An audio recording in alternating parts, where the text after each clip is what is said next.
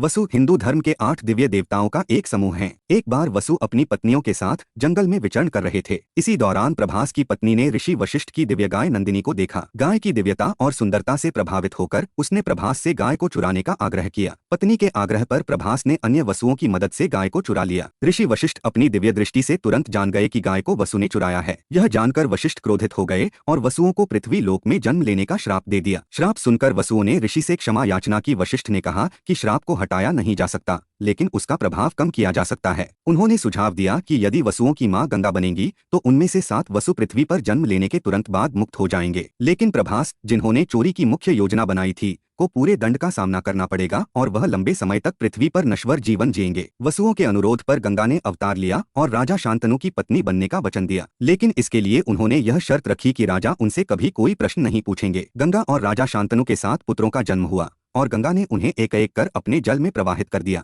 जिससे वे अपने श्राप से मुक्त हो गए। जब 8वें पुत्र प्रभास का जन्म हुआ तो राजा शांतनु ने गंगा को ऐसा करने से रोक दिया और इस कृत्य का विरोध किया। इस कारण गंगा ने राजा शांतनु को छोड़ दिया और अपने 8वें पुत्र को उनके पास छोड़कर चली गईं। यह 8वां पुत्र भीष्म के नाम से प्रसिद्ध हुआ, जिसने न केवल अपने नश्वर जीवन में महानता और वीरता दिखाई, बल्कि धर्म और वचनबद्धता का अनुपम उदाहरण भी प्रस्तुत किया। अगर आपको यह जानकारी रोचक लगी हो तो कृपया वीडियो को लाइक और चैनल को सब्सक्राइब जरूर करें।